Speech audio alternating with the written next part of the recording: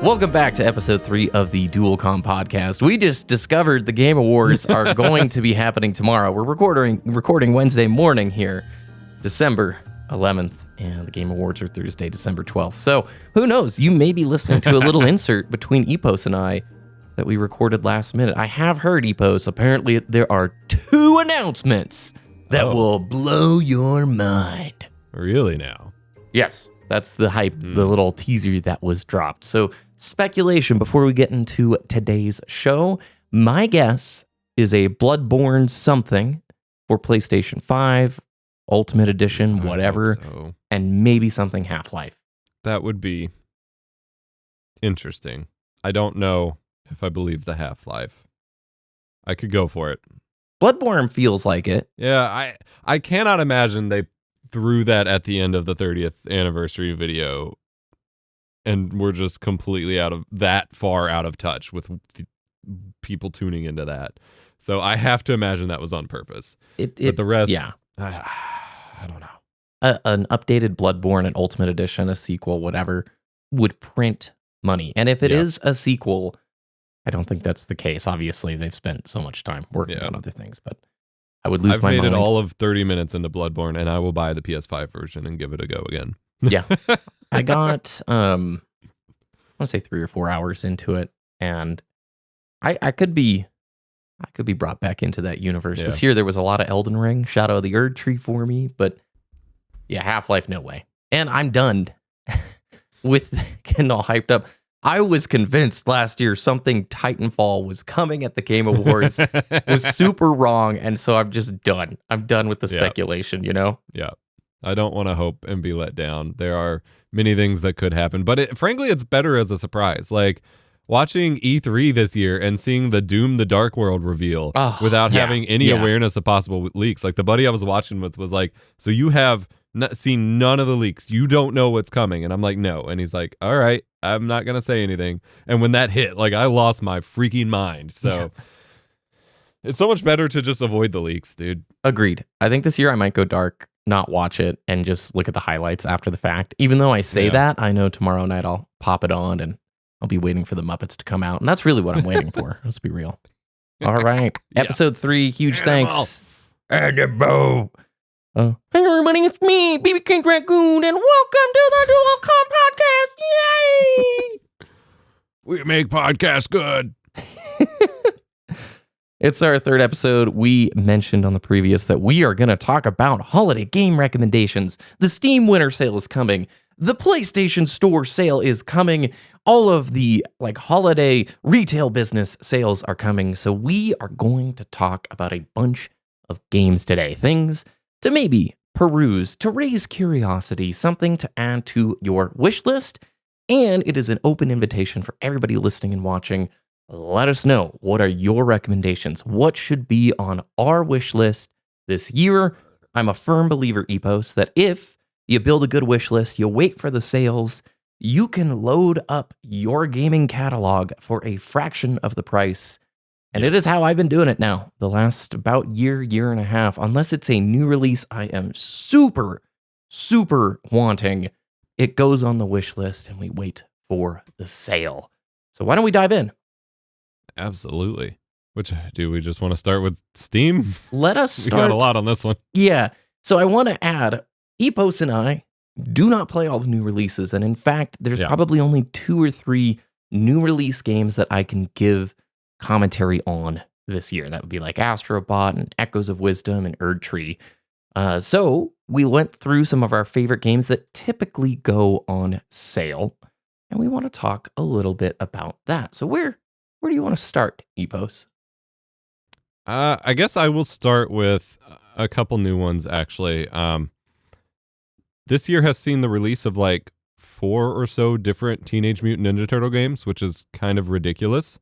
But they're taking the Warhammer strategy, where they're just making a Teenage Mutant Ninja Turtles game in the style of another game. And so a couple of them have not been great, but there are a couple that are really, really good. The first is Splintered Fate, which is basically Hades, but with Ninja Turtles, and it makes so much sense. I've played it on mobile. I talked about it in the last episode, I think. I've been playing it on Steam Deck. It is wonderful. A little roguelike where you go through the different levels, level up your turtles, you can swap between them, get different unlocks, fight Shredder, go through time, all sorts of craziness. The second one is Mutants Unleashed, which is designed to be in the more art style of the recent movie, which was very like almost like claymation looking, kind of teenager focused, but it is basically Persona, but with Ninja Turtles. Well, that actually kind of fits that art style. So wild. Yeah. And so these are ones where like they've just taken other game ideas and been like, yeah, I'm going to do that. And it kind of works, and they're pretty good, and they are going to be on sale most likely, and they're already cheaper games. So if you can get them at even more of a discount, like really good value there. I would avoid most of the other Ninja Turtle games this year because they have not been super great. Yeah, when you say multiple at that point, we're thinking shovelware here, mobile. Like, right. Right. Yeah, there's one that's literally just like a Raid Shadow Legends clone, and it is not good. Oh, man. Well, I imagine typically these games don't go on that big of a sale, the From games, but Shadow of the Erd Tree, the DLC that came out this year for Elden Ring, I beat it. I beat every boss in it. The final boss took me over a week, and I don't even know how many attempts, and I was a casual pleb who had to summon so many different teams to take it down. I absolutely loved Shadow of the Erd Tree.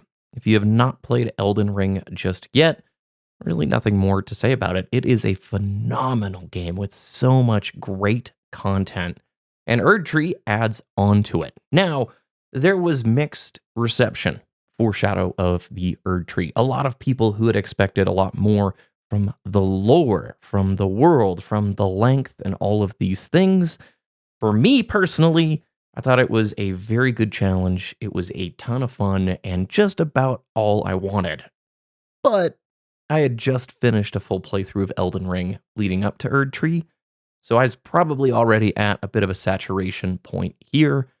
I'm sure they're going to sell a combo pack on Steam for this game, and if you like, obviously, Souls-style games, you probably already own this. If you have not tried it, Elden Ring is the easiest recommendation ever. It is fantastic.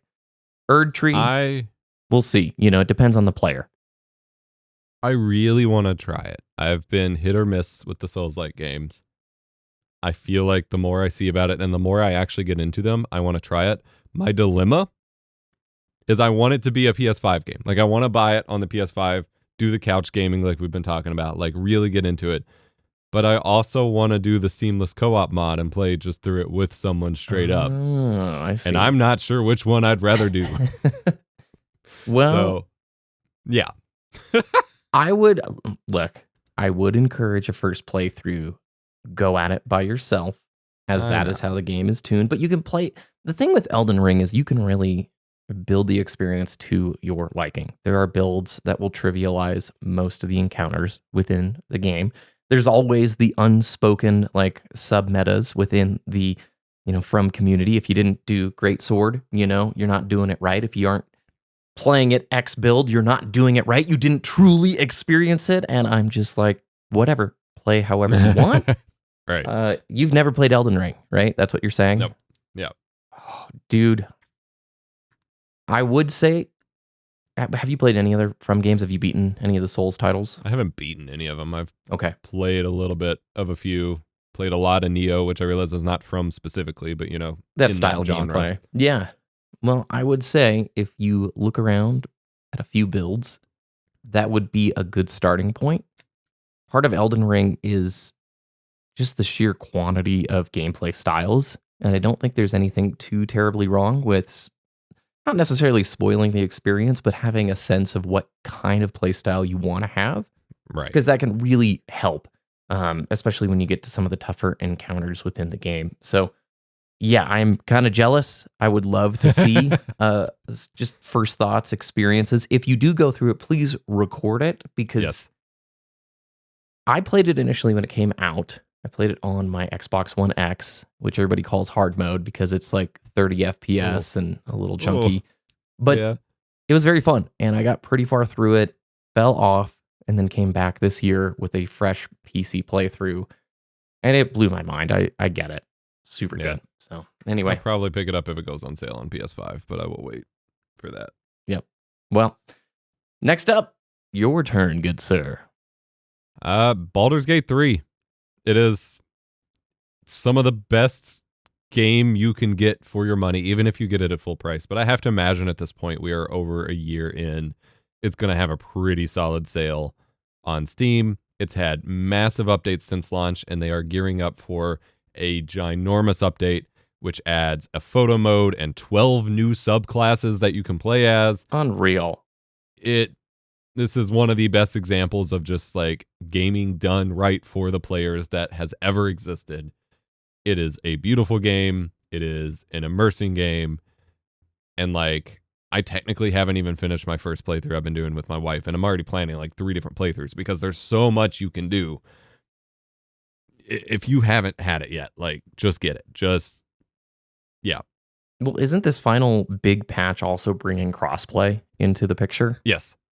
I'm gonna jump to another game that I didn't realize actually released this year. Maybe it was in early access, but in April, Mini Shoot Adventures came out, and this is a game recommendation from Toast Bomb, which old Halo YouTube viewers will remember. He is a Halo YouTube legend, and Toasty is my go-to person for the best Steam recommendations ever. Like, he's the one who actually recommended to me Dark Souls 1. Oh, wow. So long ago. And that led to DS1, DS2.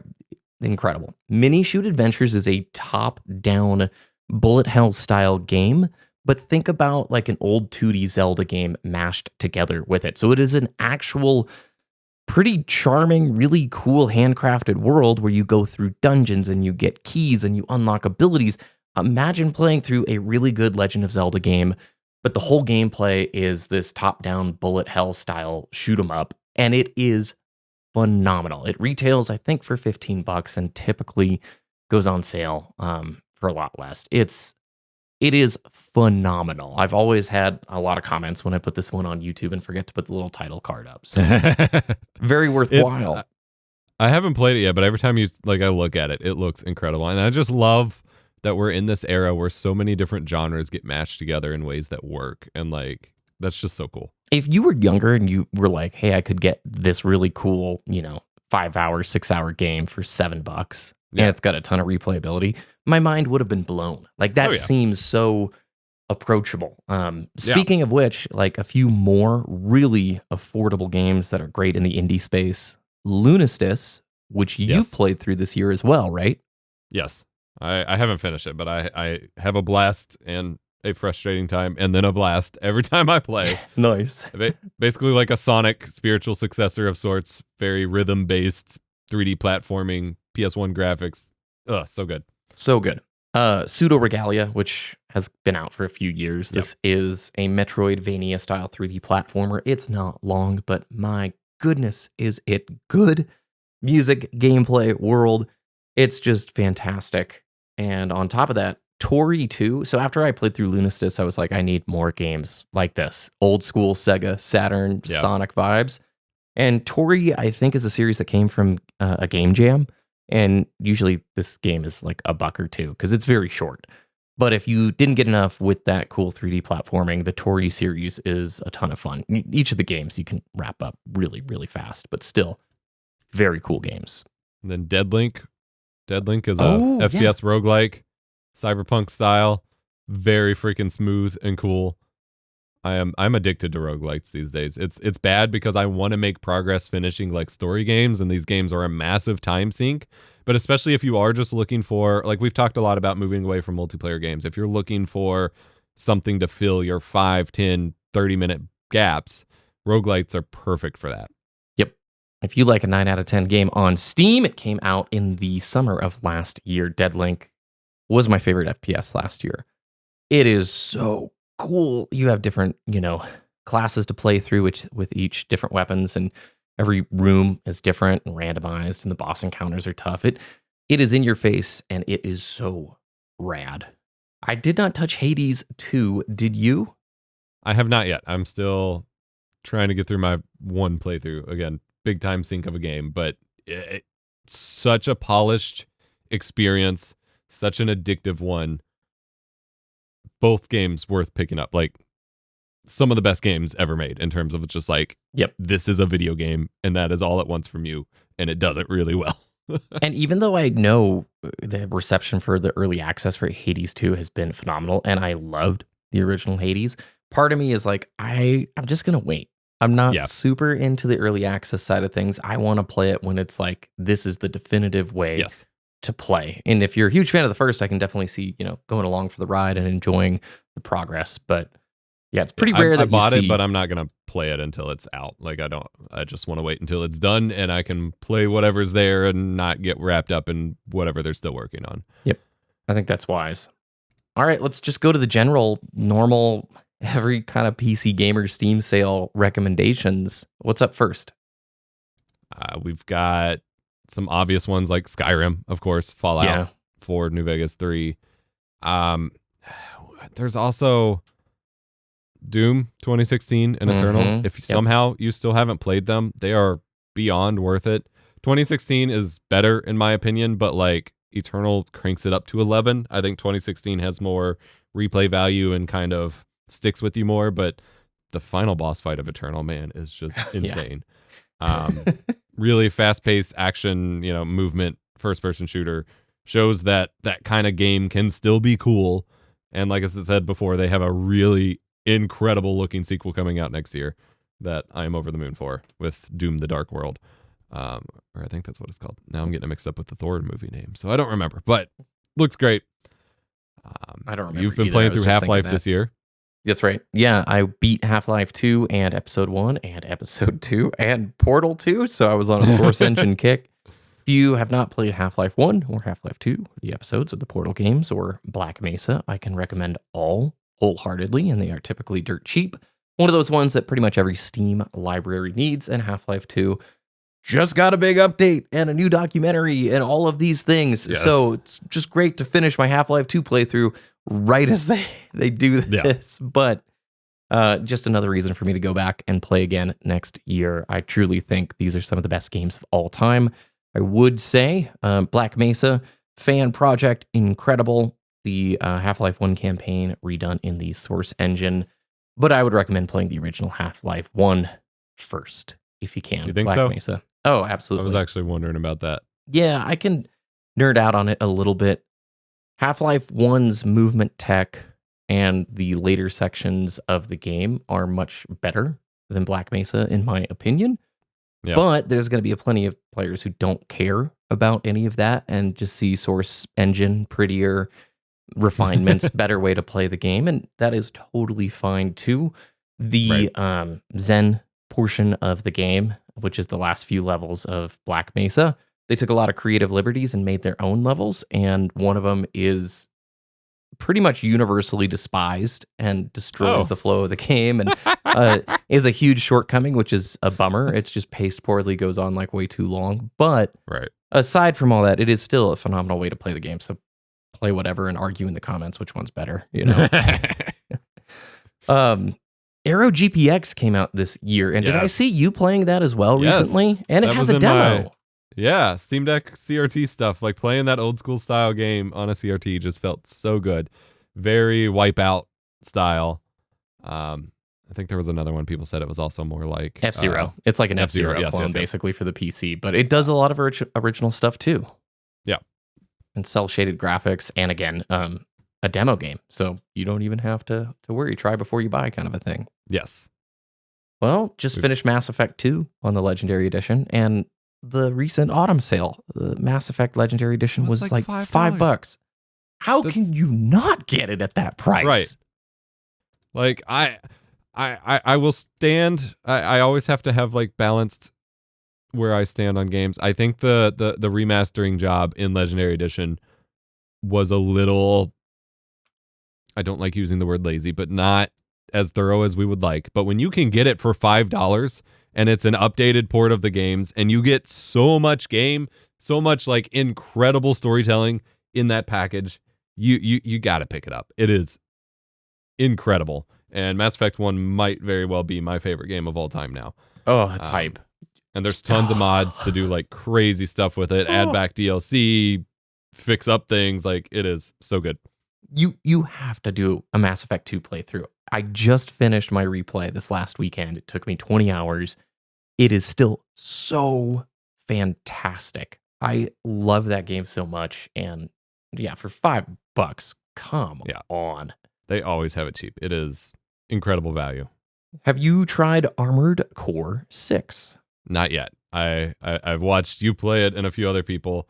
I think I'm going to get into it. I was someone who I own like 2 or 3 maybe of the PS2 ones, and I could just never get my brain around the controls for it. Yes. And so I've always been like scared away from it. But I love the idea of mech games. Like I want to enjoy it. So I'm hoping 6 will be where I want to pick it up on sale, and hopefully it gets me into it.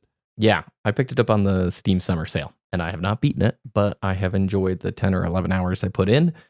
It's, a mech player's dream, and obviously if you like from third-person action games, it's just great. FTL. Have you played this gem of a game? Played a little bit of it. Not played a ton, but it is one that like I don't know that I've ever seen a game that isn't like a major AAA game come so highly recommended from everyone. Like literally every person who's ever played it is going to mention it in a list of games that you need to play. I'm trying to pull Steam up, and of course it's doing an update just to tell you how much playtime I have in this silly game. Right. It is phenomenal. It's dirt cheap. It runs on anything. I don't even know. Maybe there's a mobile version of it. It doesn't require a ton of dexterity to play through, but I have 20 hours on this thing, and that's pretty impressive. I've seen people who have 100, 200 hours on this thing. Yeah. It's just a roguelite adventure where you command a ship, top-down style, and you go across the galaxy. You have to make choices. You name your crew. You'll get boarded. You have to flush aliens out into space. You have to like put fires out. It's a really cool game, and if you get to the end, it's a gigantic, ultra difficult boss fight, and one of those kind of like a Hades, a mountaintop experiences if you end up beating it. So huge recommendation. What's next, sir? We've got some Borderlands. If you want some more FPS action, Monster Hunter World and Iceborne. You've played through those in recent years. Yes. I have always picked them up and then never sat down with them. And so I need to go through my backlog of Monster Hunter games at this point. But there's a moment where those games click and you fall into just straight up addiction. Because for me, Monster Hunter World is like 400 hours of playtime. And I don't regret a single second of it. Monster Hunter Rise on the Switch is also quite good, but there is something, the loop was developed for commuters, right? So you're hopping on the train, you're going to work, you got 30 minutes to do a hunt, you skin the monster, you get the item hopefully you want to build the armor set, rinse, repeat. Sounds very simple, but Capcom has given players 5 years worth of live service content into a totally day one package complete game, and then they just continually update it for free over the life cycle of the game. So even though Monster Hunter World is older right now, with Wilds coming out soon, if you've never tried it, huge recommendation from me. I think they're one of the most like content filled games for the money that you pay ever, and just super good game. It's funny that you mention it's for commuters, because I first heard about the franchise from a buddy in high school who loved the PSP ones. Yeah. And so that makes a lot of sense. Speaking of continuing to add like stuff after the game's life, this isn't on our list, but I wanted to add in Dragon Ball Z Kakarot. This game came out almost 5 years ago now, and is getting new content for the new Dragon Ball show that just released like a few weeks ago. For Dragon Ball Daima. Like they took a game, like you said, that was more or less feature complete. It was a retelling of a chunk of the Dragon Ball series in a way that has not been done before and was really, really good. And they're like, okay, let's add in the original Dragon Ball. Let's add in some of the alternate universe stuff we did little movies for. Let's add in Dragon Ball Super. Let's add in some Dragon Ball GT stuff. And now they're like, all right, Dragon Ball Daima, we'll add a story for that. The game's been out 4 years, but sure, we'll just add more story to it. Oh my word. It's crazy. So if you can get that at any sort of discount, you got a ton of value there, because you will, I believe the DLC costs extra, so you will want to get it discounted so you can grab that as you finish it, but it is a lot. That's fantastic. A lot of these games, by the way, are available on multiple platforms. Speaking of which, yes. Cyberpunk 2077 with Phantom Liberty. This was the, I see what you put in the notes there, Phantom Pain Liberty. Oh, we need a new Metal Gear game so bad. I'm excited for that Delta remake. Anyway, 2077 is phenomenal now. In fact, it just got a new trailer that is bringing with it another update, which is actually being put together by a different studio. So while they're working on Witcher 4, they've got another studio still putting updates and support into it. And so it's the Ultimate Edition update, right? Right. Yes. I think it's update 2.2 or whatever that adds in a little bit more. I don't even know how to describe it. A lot of it is like, because the trailer focused on a lot of the stuff that was already in the game. But the fact that they're adding more content at all, like they have turned this around so much. Yeah. I really hope that that's the game's legacy, because for a long time it was like, wow, this is just going to be one of those stories of a massive mismanagement and flop. And it's such a good game now. Like, people will continue joking forever with these kinds of updates. Like, hey, the game finally released. But like, any point now that you jump in the game, you are getting a great experience. Yes. And having waited myself, like, I jumped in and I have not experienced a single bug, a single issue. Not that they don't exist, but like, it has been a polished, great experience that if you like anything cyberpunk, sci-fi, shooting, action, RPG, role-playing kind of stuff, like, you are going to get something out of this world. Yep. It's 122 new character creator options, which is a doubling of the base options in there, like tattoos, faceplates, hairstyles, all that. New secrets and world events to find in Night City. You can now customize the colors of your cars. And if you do that, like mid-police chase, it will actually help you lose the cops. So they found a way to like tie it into the gameplay in the world. That's sick. Photo mode got a huge new update. So there's a drone camera. You can turn off collisions, new aspect ratios. You can spawn NPCs, lighting options, a gallery for your photos. You can now even, with the photo mode in the game, you can frame your shots and put them in your apartment in the game. It's like so cool. That's awesome. New cars to purchase, and I think a few other things. But yeah, get this with Phantom Liberty. Man, I want to say Phantom Pain. Yeah. Phantom Liberty is, in my view, like what I had hoped the original game was. And the story, the experience, the whole thing. It's still, in my mind, that 99% mark where it's almost truly that super next evolution of games. I think it's absolutely knocking on the door for what could be. And Phantom Liberty at moments is like, I am playing the generational leap that I hoped for, Yeah. I very much look forward to what they can pull off for the next Witcher. I'm hoping they took a lot of lessons from this, because I think it's posed to be like the next Skyrim, effectively, in terms of like, you can do this in a game. And everything they've shown with this kind of shows us like they're getting really close. I feel like if I was more removed from gaming press and the gaming scene and I waited like a year or two to play everything, I would continually just have my mind blown. Yeah. Because honestly, that's how I feel when I play 2077. There are moments where I'm like, how is this a game? Mm-hmm. This is so immersive. It is ridiculous. I played through a bunch back in August, and like I had started it last year. I've taken chunks, but anytime I've logged in recently, I will just go steal a car and drive around, because I'm like, this is just so nice. Like, I don't even care about the story right now. I just want to go vibe in this world and just drive around and see the sights and not find any like edges or seams and just be like, where am I? Yep. You can, for the Phantom Liberty update on Pulse Radio, they have an actual like DJ mix from Idris Elba that comes on like all the time on that station. And that's what every time I would get footage, that station was on, I'd steal a car and I'd just drive around. And it was and it would rain, it'd be nighttime. You're just like, this is crazy. I've heard the VR, if you got like a super crazy rig, the VR mod is supposed to just be mind blowing. So I can imagine. All right. More typical recommendations. The Metro series, 2033, Last Light, and Exodus are great. I play Exodus a lot and use that footage on the channel quite a bit. Post-apocalyptic story games. The first two are very linear. The third is a mix of like semi-open world and linear. I think all of the games are really fun.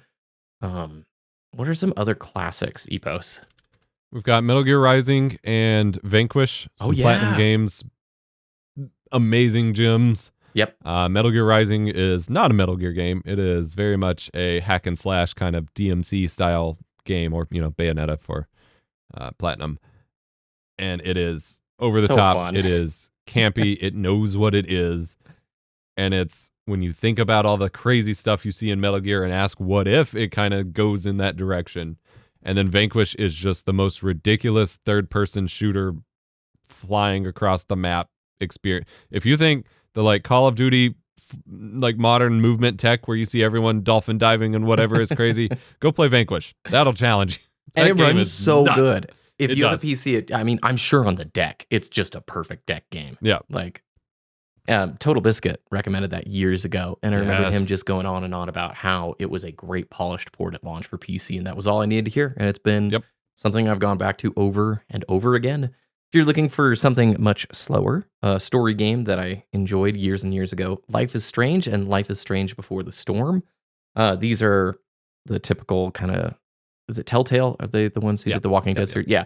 Story game, your choices matter, all that stuff, but with a very unique twist. I also bought and played Riders Republic this year, which is very cool if you like any kind of outdoor action sports. You can mountain bike and ski and BMX and skate and like every kind of thing ever. And it's just very, very chill, very fun, kind of Forza Horizon-y in the way it just is an ongoing game with events and people in a community. So if you want some old school, I wouldn't say skate vibes, but kind of those SSX session-y games that EA used to make, highly recommend it.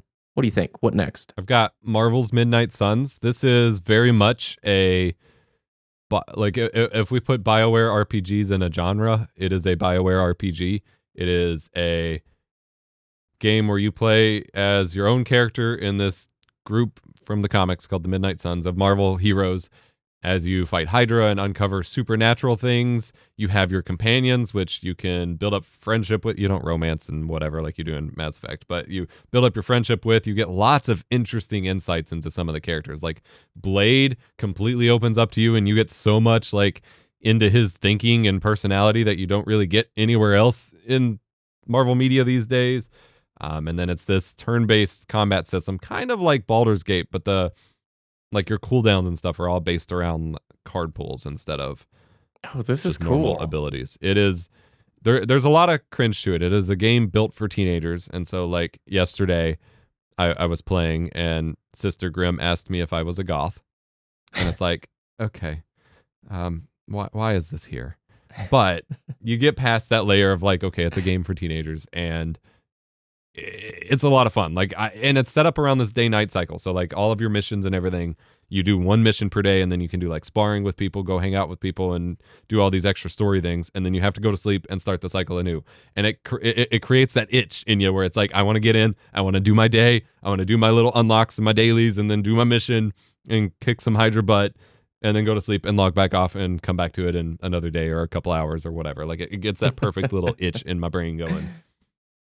Speaking of which, that's also Vampire Survivors. They've just got a big Castlevania DLC. It's a game that was obviously heavily inspired by Castlevania in many ways. They now have an official like ode to Castlevania DLC. It is its own genre at this point of bullet hell roguelikes. It is incredibly addicting. It will suck up all of your time, so only play it if you have time to spare. But the game itself was already dirt cheap, so was the DLC itself. It always ends up going on sale. And I don't think you can get a better game for like $2 than something like that. I picked it up on the Perfect for Steam Deck. Yeah, I picked it up on the summer sale, and I haven't touched it yet, but I saw your gameplay recently, and I'm like, okay. I've heard everyone who has played it has said, be careful, you're going to lose a bunch of time to this thing. Yes. I love hearing that. And it's weird. Like I tried playing it on iPhone before they introduced the sync option with my Steam account. And like, I don't want to go back and play the way it plays when you first start, because it starts out and everything is really slow and whatever. And I'm so used to playing it where like you can barely see the screen. Everything is just exploding. And like you just build up into that, and then you don't want to let it go. All right. I might be trying that this week. Cuphead is an oldie but a goodie. I just replayed a little bit of this for some footage on the channel. Ultra difficult platformer with the old school like Disney animation style. One of the prettiest games ever made. And if you like very difficult games, highly recommend it. You mentioned the Borderlands franchise. I still think Borderlands 2, if you have a friend to play it with, is one of the coolest games ever. Ultra difficult platformer, Super Meat Boy. Love that game. Still plays really well. Still Classic. A lot of fun. Bastion is another, especially for the Hades fans, if you want to go back in time. Still a great game. And Mirror's Edge. I love Mirror's Edge. I think this is still one of the coolest games of all time. If you need something that will take you 6-7 hours to knock out, but you will play through Mirror's Edge more than once, I guarantee it. This game is great. It's a little funky on PC. If you push the FOV too far using the console commands, it breaks the lighting effects. So there's some funny things here, but I bet this game is pretty nice on a Steam Deck. I don't have one, but it seems like it would be a really chill game to play through. And it's parkour, dice back in the good old days, Frostbite engine, and just phenomenally enjoyable game. Do we want to hit up our super tiny Nintendo list since Nintendo doesn't really do sales?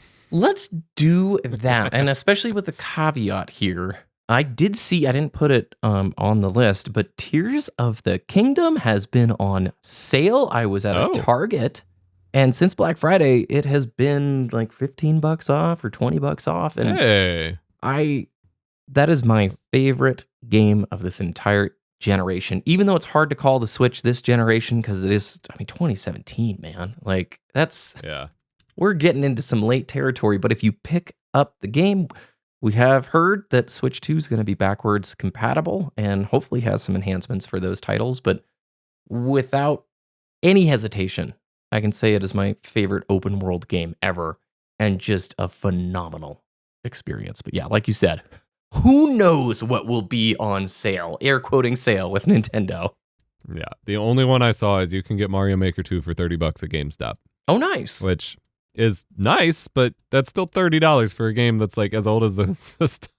It is wild to me how the prices do not drop. And speaking of a game that came out this year that I played, one of the only new releases I played and beat this year, Echoes of Wisdom. This is a 2.5D kind of top-down Zelda game where you play, this time as Zelda, and the twist is it's a puzzle title, and you control this cool rod that summons basically any of the items or the objects within the game, and you can solve puzzles and the game in almost limitless ways. It was a ton of fun. It was longer than I expected. I was a huge fan of the Grezzo Link's Awakening port, and the only negative thing I can say about it is performance is ridiculously choppy and chunky, and one of those games that is probably worth waiting for a Switch 2. If you know you're going down that rabbit hole, if you know you want Echoes of Wisdom, it is 100% a game that benefits from waiting for a performance boost, because on the overworld, it's beautiful, but it is just chunky as all get out. Inside dungeons, no big deal, but very fun game and unique. I hope we get more games like that in the franchise moving forward. I don't think I knew that came out. I was a huge fan of what they did with the Link's Awakening port. I don't think I knew that one came out. Yeah, it's really a ton of fun. I would wait. Obviously, this would not be, unless you're really into the series, I would hold off on it. But one that is not worth waiting for, one that you cannot get anywhere else, probably the best, in my opinion, eShop game I have ever played. What is it, Epos? Fast RMX? Correct. Because I know you play this game as well. I wasn't sure that's what you were referring to. It is a lot of fun. Again, that kind of Wipeout F-Zero style racing game. You get... These are the games that when you start out and you're trying to like really get into it, you're going to mess up and it's going to feel super frictiony. But the second you get going, it is one of those like you just completely zone out and you are just flowing with it. And I just love the art styles in these games. Like they're all just so like, this is what I imagined cars in 2025 looking like. Yeah. This was the future that they promised us in Back to the Future. Right? Where is it? With the light trails coming behind us and everything. Like, it is beautiful for a Switch game too. Like it's hard to imagine that these are Switch graphics sometimes. Yeah. It's so optimized and it runs at 60 FPS in handheld mode. This is which is a rare treat. The tech demo game of the Switch. Maybe Luigi's Mansion 3 comes close, Metroid Prime Remastered, but fast RMX on the eShop. It is well worth picking up if you like racer games. And I think that's it. There's nothing else I can sort of predict that's going to drop on sale. If you know you want to switch, there's the games that you got to have. I mean, everybody knows Smash and Mario Kart and all those things. And so I'm betting this is an interesting time. I probably would not recommend getting a Switch right now with the Switch 2 right around the corner sometime next year, most likely. And I'm expecting like a Q1, Q2 release. Yeah, just because either you get that or you can get a normal Switch for much cheaper. Like either way, waiting just a few months is probably smart. Yeah, I imagine even if you're like on the budget side, waiting, Switch 1 will most likely have some pretty sweet price cuts coming. And that whole library, if it migrates to Switch 2, it's a good time to invest in that ecosystem if you're interested. Yeah. Speaking of ecosystems, the only of the 3 game console ecosystems that actually has a first-party sale, PlayStation. Woo! There are so many good PS5 and PS4 games right now that you can get for super cheap that it was kind of ridiculous. And one that I couldn't believe was so cheap on the multiplayer side, you can get Battlefield 2 or Battlefield 4 for $2. What? $2. Which obviously it's a much older game, but it still has active multiplayer. You still have, everyone who goes back to it and says, oh, this was actually the best. It's got a decent 4 to 6 hour story, and it looks pretty good. Like it's one of those that has support for the newer consoles on both systems, and it may not have all the features, but it looks really nice. So in terms of super budget games, that's just insane. $2 for any game is usually a guaranteed, you should buy it. Yep. And then we've got remember playing that on PS3 actually back in the day. Yes, that is how I played through the story. It's the best Levolution in the series. Played it on PC a bunch. I am curious if anybody is playing it on the PlayStation side. How is the population? There's always enough for a server. I feel like it's always enough to go and play some Conquest and have a good time. Yeah. But then there's some other stuff. If we want to hit the lower tier ones, you can get the PS4 Ratchet and Clank for just $10, which you just played through. $10, such a good value for that kind of game. Yes. And if you don't have a PlayStation 5, pretty similar experience to Rift Apart. I haven't played a lot of Rift Apart so far, but it's pretty good. And I know it was a PSN game not too long ago, so great for $10. Easy recommendation. You can get Middle-earth Shadow of War for under 15, which is supposed to be really good. I have both of them, and I just haven't played through them yet. Yep. I really want to. You can get the Uncharted collection for under 15 or the Legacy of Thieves collection for the PS5 remasters for under 20, which are both incredibly worth it.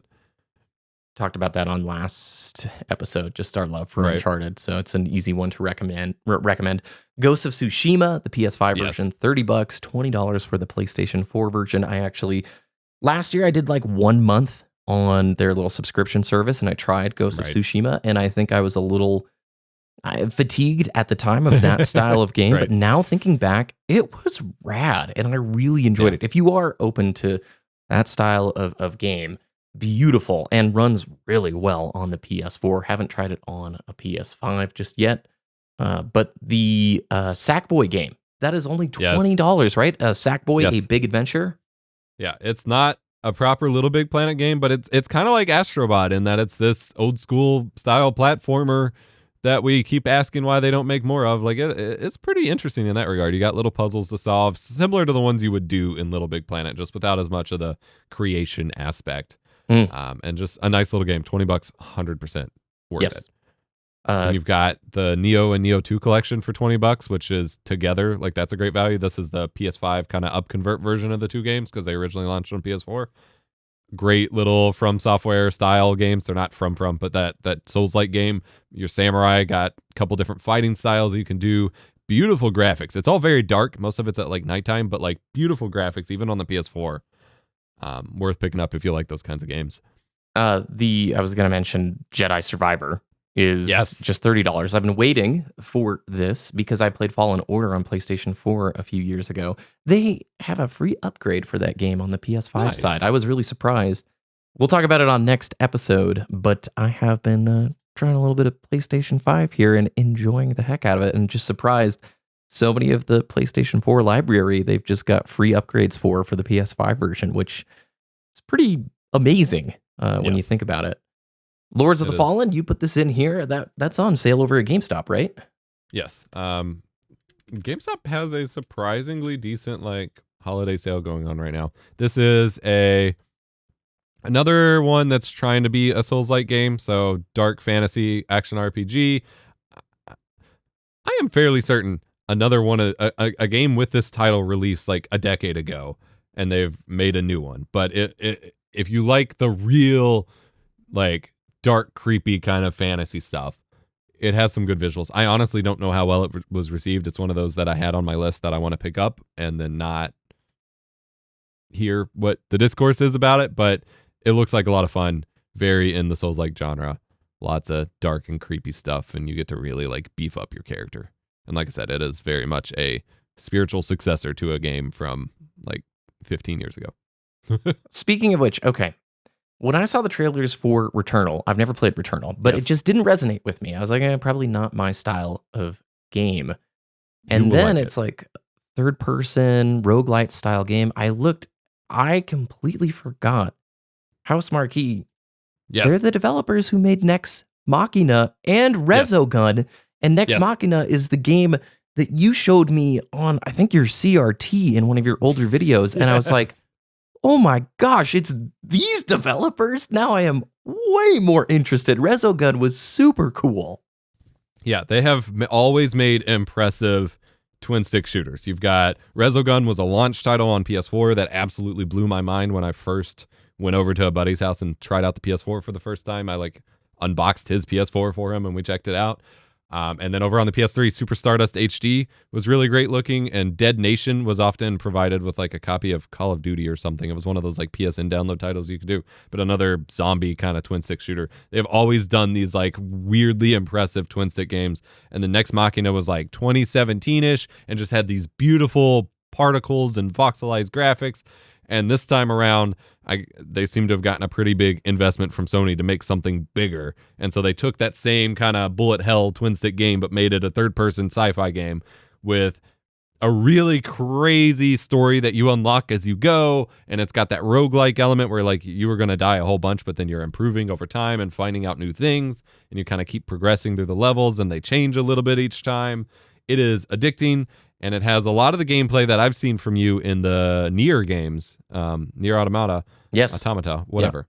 It doesn't matter. Where you've just got a bunch of enemies shooting a bunch of stuff at you, and you got to dodge and fight back. Like, I think you personally will love it. It is a great game, and still, to me, I know it's on PC now, but like, to me, it was one of the like, this is what made the PS5 worth it for me kind of games.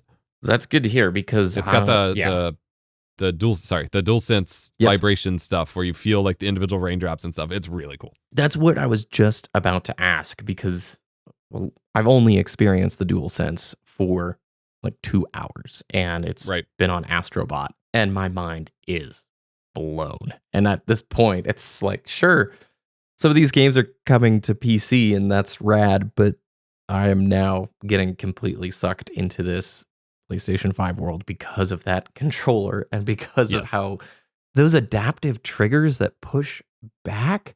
I cannot wait to feel like Gran Turismo 7 on this thing. And anyway, that was a huge shock for me, and a good reminder to always look up the developer. Just like a movie, maybe you don't resonate with the trailer, but you see the crew or the director, and you're like, oh, I really liked some of their previous work.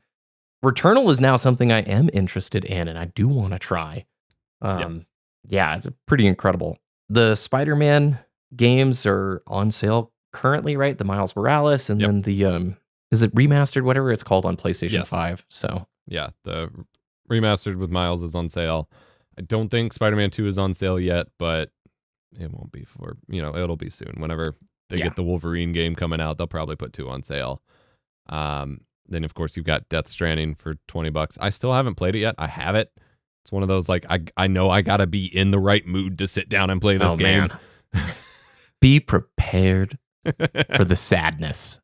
I don't know if there's ever been a game that evoked such a weird, dark mood and nailed it. It's so bleak and beautiful, and I'm a huge Kojima nerd. Metal Gear Solid 2 and 3 are on the like top 10 list for me, and I don't know. I nerd out big time about his games and look into all the Easter eggs and whatnot. Death Stranding on the PlayStation 4 took me a long time to beat, and I won't lie, from a gameplay perspective, it wasn't my favorite, but also it's the weird duality where I appreciate him trying something different and new, and it is a beautiful game. And the first hour, my gosh, the first hour of that game is well worth experiencing, and I bet that is what will pull you in.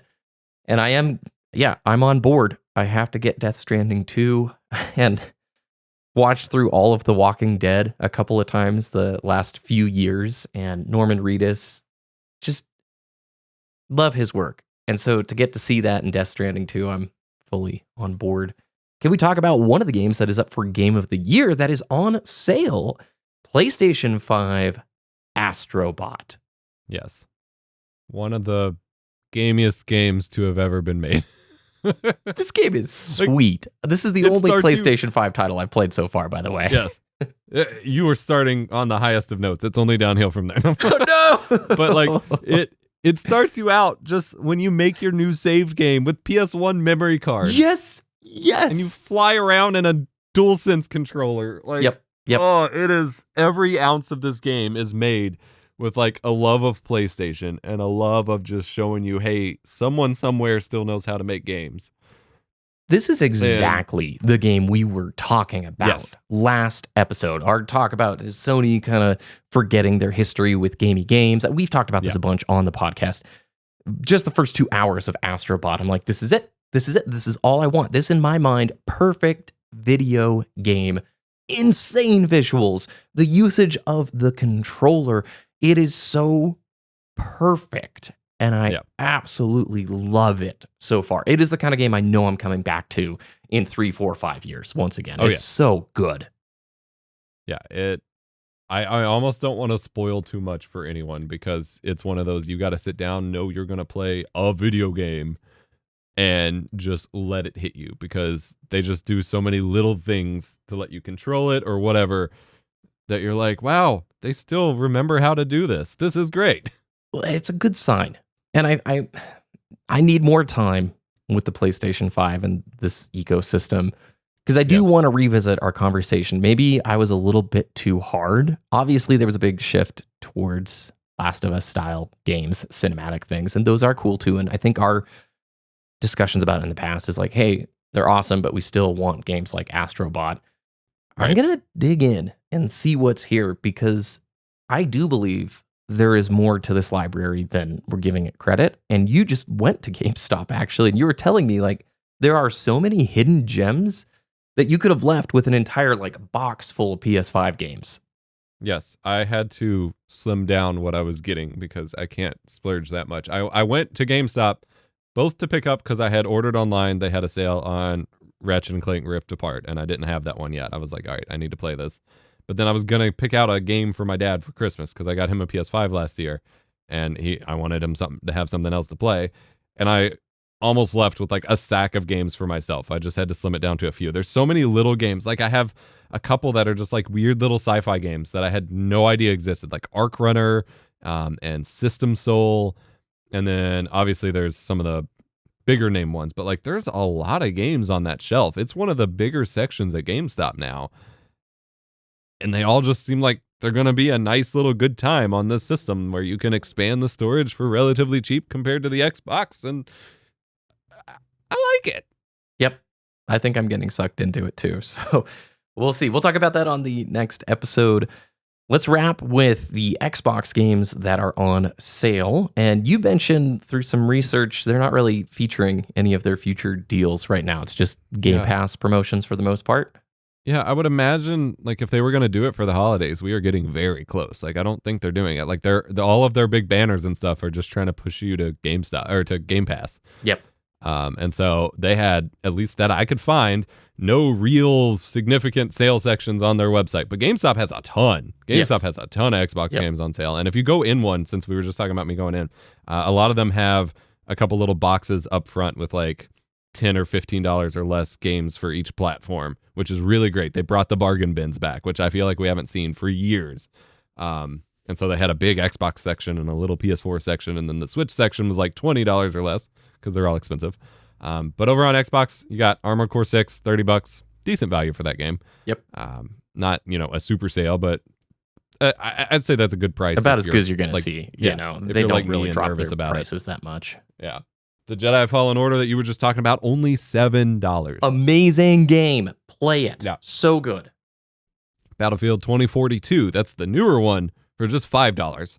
And I know it has been arguably the most controversial Battlefield title ever released. I will personally say, as someone who is not romantic about any specific expectations about the franchise, I have fun every time I play. And actually, I love playing it on console. I play it over on PS5.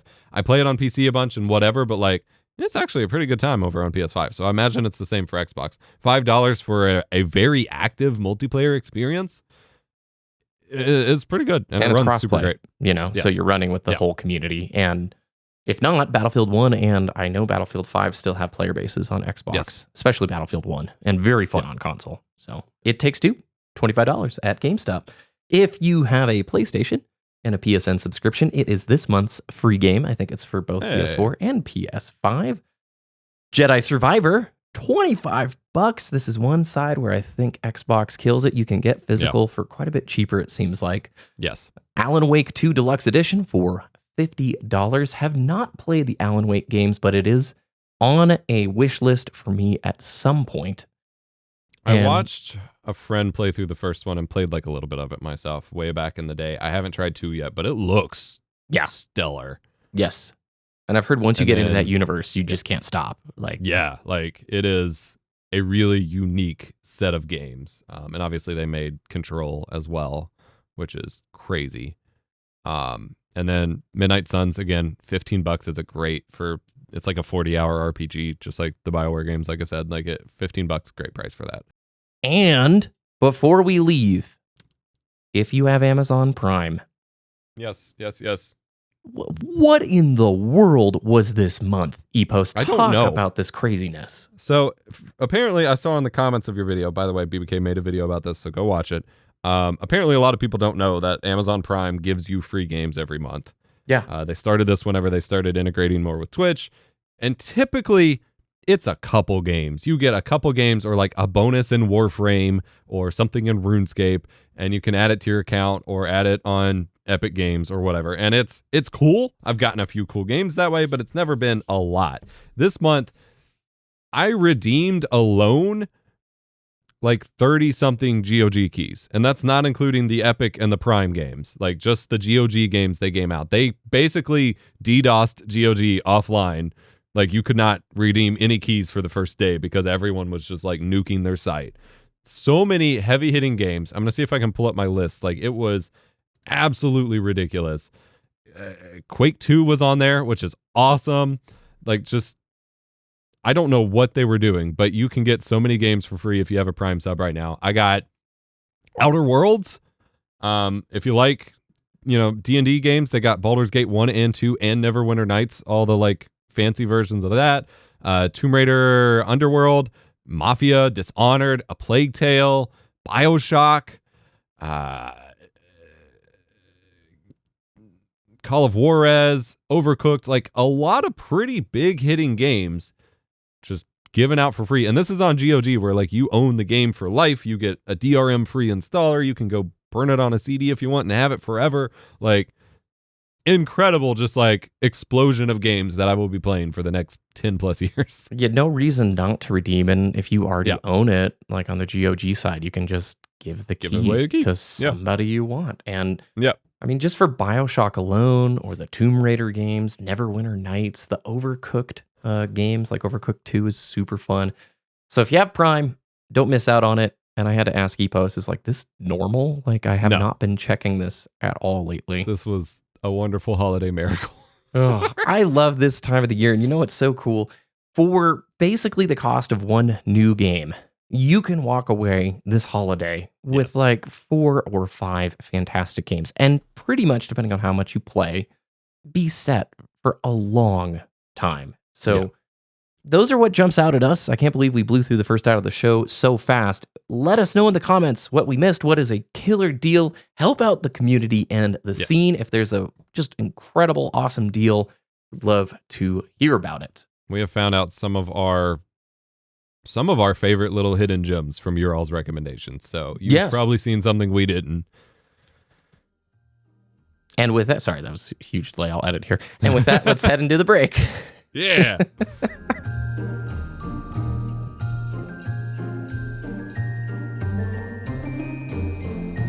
Well, welcome back, everyone. I want to talk about how long it takes you to finish games, Epos. You were pitching some ideas to me about this, and we live in an interesting time right now where there's a lot of extrinsic pressure to finish more games, to keep up with content creators, whether it's a streamer or a YouTuber. And it doesn't always mesh with how long it really takes to finish a game. Not the play count, like the playtime count, but how many days or weeks or months it could possibly take. So recent example, Mass Effect 2, about 20, 21 hours for me to finish. But that's like over a month. It was like over a month of trying to get through it, kind of the way you would read a book, 30 minutes a day or whatever. So I want to pose it right back to you. In general, right now, how long does it take you to actually finish a game? I've been doing better this year, but broadly speaking, I mean, months, if not years. I used to feel really stressed about that until you started talking about your time with Persona games, which are like multiple 100-hour games if you go for everything. And you mentioned like it would take you 2 years to beat it. Yep. And that was the most relatable I've ever heard anyone in a video talk about how long it takes to play a game. Because you break down like I played through Mass Effect 1 this year, 40-hour game.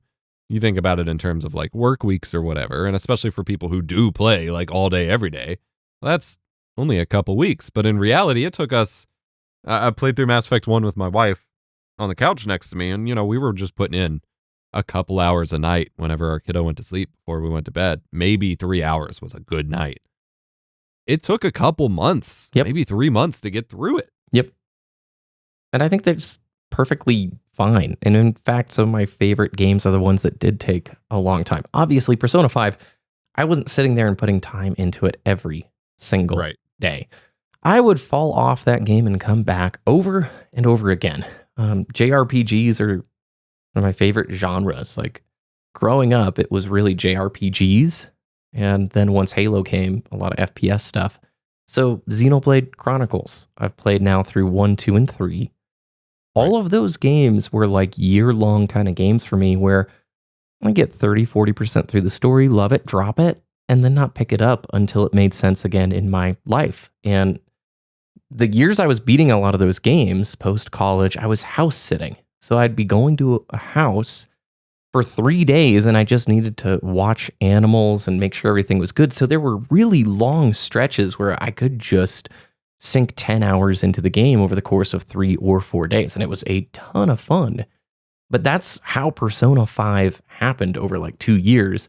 And I have fonder memories because I took my time. I would feel really awful if I did not take the time to savor some of those games or play them when it made sense to me, especially if it's all because of the pressure to try and keep up. There are too many good games now to keep up. Even for like a full-time content creator on Twitch or whatever, I've heard them talking about it's just too much. They have to pick and choose. And those are people whose job it is to create content and to consume those things. I mean, this is a hobby for me, and on the gaming side, definitely like you're balancing so much. There's no way we could possibly play everything in a given year. Even like the Game of the Year releases, if you added them all up, it's a ton of playtime this year. I mean, Rebirth is supposed to be super long. Metaphor ReFantazio is, I think, 70 hours. So it's a lot, you know? Yeah, and it's really hard because, like, obviously, we're doing what we're doing now. We love talking about games, but there is this pressure to finish a game before you talk about it at all. And when you want to talk about whatever new or whatever you're playing and you haven't finished it, you can't fit in the time for it. it either creates this, like you said, uncomfortable pressure where it kind of taints the experience, which I have felt many times. Anyone who, which is going to be no one watching this at this point, but anyone who followed my early YouTube career would know I started so many Let's Plays because I loved the idea of just recording as I played something and talking about it and whatever. But then that pressure to stick with that game and only that game and keep playing it so I could finish the Let's Play meant I just burned out. And I probably made it at most 4 or 5 episodes into countless Let's Plays. Because then once I got to that point, I'm like, oh, this is going to be 10, 20 hours. I'm going to be stuck here a long time. And it kind of messed with stuff. And now that I've kind of come back, Mass Effect 1, we played through over the course of like 3 months. It was like our entire summer. We'd spend the nights. I mean, we'd trade off with shows and we'd play another game occasionally and whatever. But when we had nights where that was all we wanted to do, we sat down and I played Mass Effect. And I got really immersed with that. And the longer it took, up to a certain extent, obviously, like you said, it made it mean that much more to me.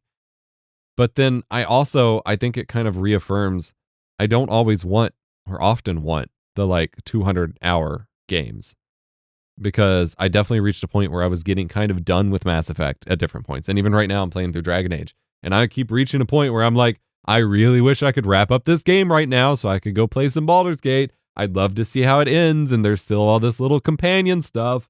I still have an expansion. Like, I love the games that take this time, but I also, I think it's important when you consider not the number of hours, but the number of days, weeks, months of your game time, especially if you're someone like us with the limited time, when that's all the game time you have, consider how much of that it takes up and either try to balance it by playing different things if you can stick with it.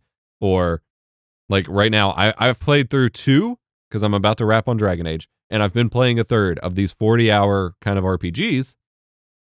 I'm ready to go on a binge of these 7 to 10 to 12-hour games where I can finish them in maybe a week or 2 instead of a month or 2. Or like with Dragon Age, it turned into like 6 months because I just really slowed down after a while. Like, I'm ready to get some of those more snappier experiences in there because it's easy to skew when you look at the reviewers who review a new massive game every other week or something and be like, I can do that too. No, you really can't. You have to be okay with missing out. And this modern world has mastered the ability to dangle a carrot in front of your face every day. They have nailed FOMO mechanics in live service games, and they're nailing it in basically every other portion of our lives. And Yes. You can't consume everything. We have more choice than ever. You, between just a few streaming services, have so much content that you have to be okay not watching all of it. There is no way to watch all the new shows, play all the new games, and just do it all. You have to be okay with missing out, and that is hard. And it's especially hard because It's very hard. the Silicon Valley and our smartphone world, push notifications, it's all built around, hey, come check out this app. Hey, come spend time here. Hey, we really need your engagement metrics. And Yes. I burned out on it really hard this year. And that's why I dove really pretty substantially into mainly single player from April onward of this year. Last 5-6 years, mainly multiplayer stuff, mainly FPS things. And I just started to see like, this isn't really worth the time. I'm not getting the reward out of it. And if I feel like I want to play a multiplayer game, sure, I'll boot it up. But I do think 100% the fact that you can open up YouTube now and there's basically every game you've ever been interested in, content for it right there in front of you, you are always going to feel like you're buried and there's Yes. never enough time. So you have to kind of disconnect. That's been my go-to thing is I don't want to watch as much about games anymore. I would rather just spend some time playing that game. And I want to mention one thing. The 10-hour game, like an Astrobot or whatever, I love those styles of games because, yeah, they are really easy to complete, enjoy the value, and you can jump into different games pretty easily. Sometimes with like a longer game, you mentioned Mass Effect 1, you partially know that halfway through that playthrough, you might not come back for months. If you started Astrobot and like 4 or 5 other games that you've really been interested in. And not that there's anything wrong with it. It's just games, play what you want when you want to. But if you've sort of got in the back of your head, no, I made the goal, I want to finish it through, it can be really tough. And so that's why I'm way gravitating towards shorter games. If the game is like a really good 10 hours, I'll take that over a 55-hour game any day of the week. I'll never replay Death Stranding. It was super fun and I enjoyed it, but there's no way I'll go through that again. Whereas an Astrobot, I think we already said in the show, I'll go through that again easily in a few years. I think you are absolutely right with jumping to all of the games, and that's something I've struggled with, especially with my multiplayer first mindset I was in for so long. When you play multiplayer games, especially if you're playing with buds or whatever, like back in the 360 days, it would be common. You just kind of hop on and see what people are on. Maybe everyone's just chilling in a Halo 3 custom lobby for a bit, so you jump in that, but then everyone moves to Call of Duty or to something else, and then when the lobby dwindles down, you go play Trials or Uno or whatever on Xbox Live Arcade. And that was common when you were focused on multiplayer gaming. But when you're doing that as a solo player, you're really you're not getting that shared group moving from activity to activity experience in the first place, and you're kind of robbing yourself of really enjoying any of those things. And so that was what I had done for the past few years. Was my default was logging in and trying some multiplayer matches, and then if I did, if I wasn't vibing with that, I'd go play 10 or 15 minutes of a single player game, and then I'd hop to like a puzzle game or a roguelike, and then I'd hop to something else, and I'm never really making progress, and I'm just like kind of tainting my experiences a bit because I'm so pressured to make sure I try all of these new games, all of the latest games. Like, okay, I got to log in even if I have 15 minutes. I got to try this for a little bit and then try this one and then try this one. Instead of just being like, this is the one that looks most appealing to me right now. I'm going to sit down and actually play it. Yeah. And my wife, go ahead. No, go for it. My wife finished Portal this past month, Portal 1. And it was really cool to see. Obviously, we have always been immersed in Portal as a cultural zeitgeist in the video games industry for a long time. I've got bookends that are Portal themed. I've got action figures. I had a Portal gun at one point. Like we played through a bunch of Portal 2 together back in the day when we did co-op Let's Plays. We're aware of the thing, but my wife had never specifically just sat down and played through the first game by herself. And it was really cool to see, especially that last GLaDOS battle, like seeing her try to figure that out for the first time, completely effectively blind or whatever. And then getting the song at the end with the cake and everything, like seeing that through the eyes of someone who had never really seen it firsthand for the first time is incredible. And I kind of shared that on social media. I was like, this was great. And there were a couple people who were like, I didn't think there was a human being left on Earth that hadn't played Portal yet. And on top of the fact that there are plenty of humans that just don't play games at all, like the likelihood that any given person has happened to play this one specific game, especially because after it gets to a certain point of like cultural relevance, you stop needing to play it, so to speak, because you've heard about it enough that you kind of get like, if you don't buy into a FOMO when a game is like new and hot, then you kind of get burned out on hearing about it constantly, and you kind of want to break from it before you engage with it organically on your own. Yep. There are so many games like that. Like I have barely ever played Zelda games myself, like the core Zelda games. And I know that I will love the old school, like Link to the Past, Link's Awakening kind of games. And I am very much looking forward to engaging in them on my own time. But I am also that person that someone's going to be like, what have you been living under a rock? How have you not played a Zelda game? And it's like, I didn't grow up with a Nintendo, and that's okay. Yep. What you just mentioned, that's what I'm trying to do with your Elden Ring playthrough. I want to live vicariously through you and watch that experience, to see those moments, to see those discoveries and joys. The first time I played Dark Souls, I streamed it, and this is a long time ago. It was right around, Twitch had just become Twitch outside of Justin TV or something. I don't remember exactly when that transition happened, but because there were like so few people in that category, it was like the most viewers I had. It was like 40 or 50 concurrent viewers. And it's just because first playthrough was in the title. There are so many people that loved watching the discovery process of me smashing my head into a wall and dying to the Taurus demon over and over and over and kicking the ladder down and all these iconic moments. And it was that really cool joy of a different time and a different era. I'm going to tie in a future article that you had put here in the notes. And we've been alluding to this, but now there is actual industry data. Gamers are spending more time watching videos about gaming on YouTube and Twitch than playing the games themselves. This report by Medea Research concluded gamers typically spend 7.4 hours a week gaming and 8.5 hours a week watching game-related videos. What? Are you kidding? I mean, the really scary part, this report is pushing forward the idea that there is the untapped potential for game publishers to bring video content inside their ecosystems, advertising video content. It's so funny how the analysis breakdown of it from, the business side of things takes the opposite lesson from that than we want to. It's wild to me, but it does match the world we're in now. There are way more players who will never touch the game, but will watch their streamer of choice play through it, make all their opinions based around that. And I'm just happier the more I'm disconnecting. The internet has been such a cool and amazing tool. All I want now, though, is just to use it for a couple of things and then to have nothing else to do with it, because I would rather form my own opinion about most games. Obviously, I want to know if it runs well, if it's a total like cash grab scam, those kind of big macro things. But we talked about this on a previous episode.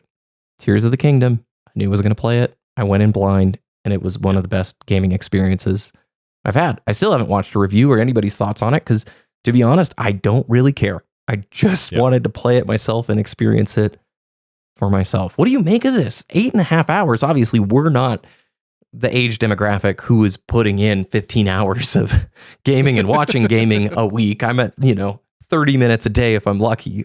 But this is wild. If you had shared this article with me 6-8 years ago, I would have been like, well, yeah, that's great. That's fine. Whereas now I'm like, this is devastating.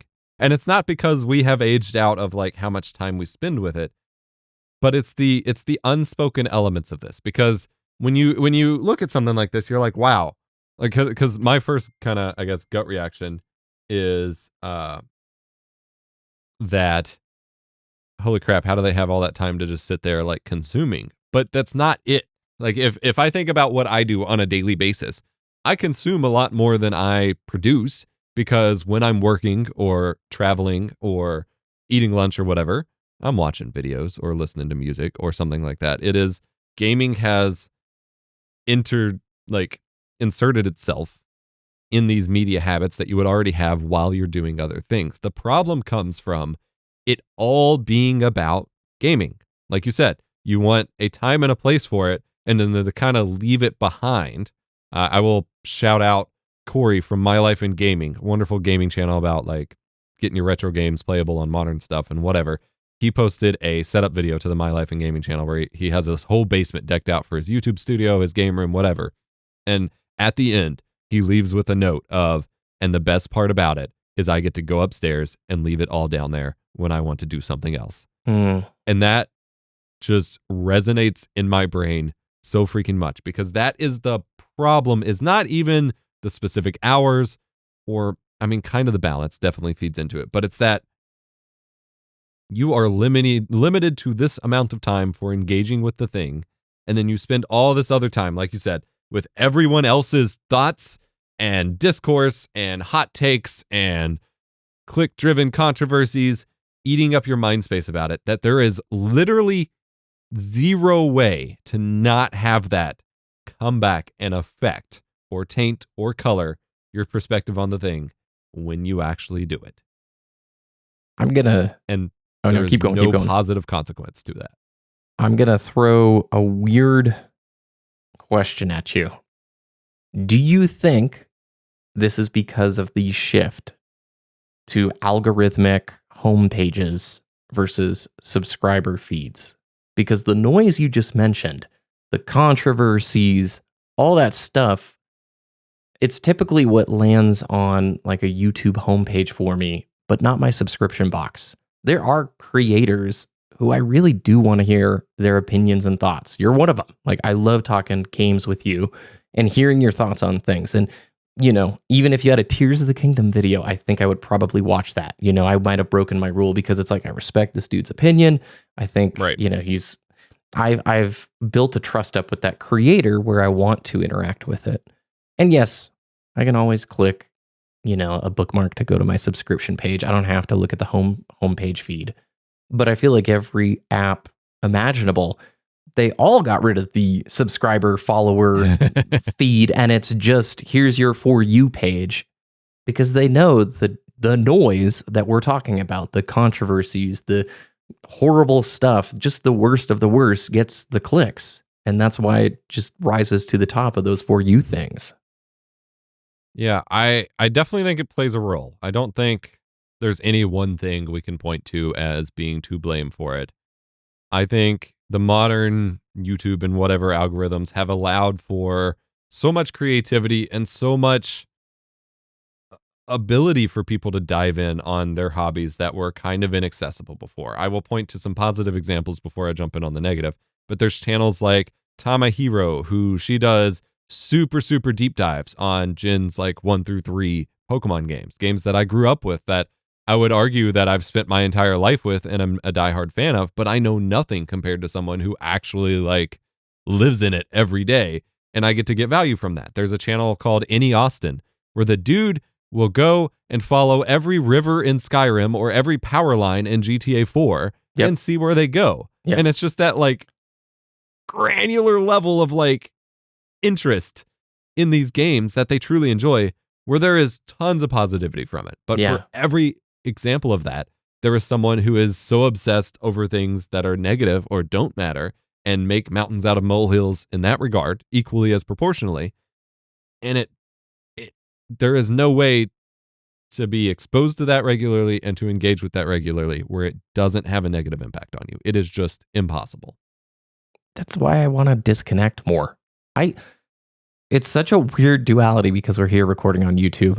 I think YouTube is extremely cool. I love it. Please watch us, but nobody else. No. I mean, I think we ended a previous episode. Watch YouTube less, play more. And I've been saying that in my videos. I would rather go spend more time playing a game than watching about the game. And maybe that's just where I'm at in life, but larger picture, you know, this year I uploaded 3 times a week because that was a really good motivator for me to create more regularly and to try and improve. I did that back when Halo MCC came out and did that for like 3 years. And I feel like I learned a lot about creating videos, and that schedule really pushed me. But I'm kind of here, a lot of our conversations and just where I'm at in life, where I think I'm going to slow down a little bit this next year. And part of that is just to disconnect from digital life and the digital world, because I am missing not just pure nostalgia and rose-colored glasses, but I am missing the 2010s when technology felt like it worked more in our favor and less in this new direction of FOMO, distractions, noise, look at me, I'm the shiny thing. And it fully wraps up into where this segment started. If you are trying to play through multiple games, new releases, and you're trying to still consume a hefty amount of Twitch and YouTube, there's really not much time left for anything else. And more, I'm like wanting to spend time cooking or hiking or just balance, adding more into the picture that isn't gaming, because frankly, 30 minutes to an hour a day is like my favorite amount of gaming. If I have a weekend or a holiday where I just sort of no life it doesn't really bring that much enjoyment anymore, and I feel like I'm burning out. Yeah, I spend a a lot more time trying to find the right block of time for a game. I think we've both been, how do I want to say it? Like mistaken in trying to shove in gaming time where it probably isn't best. Like right before bed when we're too tired, we're too tilted, especially with multiplayer. Yeah. And all these things. And when you really consolidate how much you play, where you're actually feeling good about the time you get out of it, you're going to be a little bit more okay with just doing 30, 45 minutes, maybe an hour. Like an hour is a good spot for me because it takes me a long time to kind of task switch and warm up into it. Like an hour is a good block of like, all right, I'm going to get a snack. I'm going to get a drink. I feel good. I'm going to play. Once I reach a natural stopping point, instead of pushing, because sure, I could stay up another extra 30, 45 minutes. It'll be fine. Just find the natural break points, and then you're more excited to go back next time.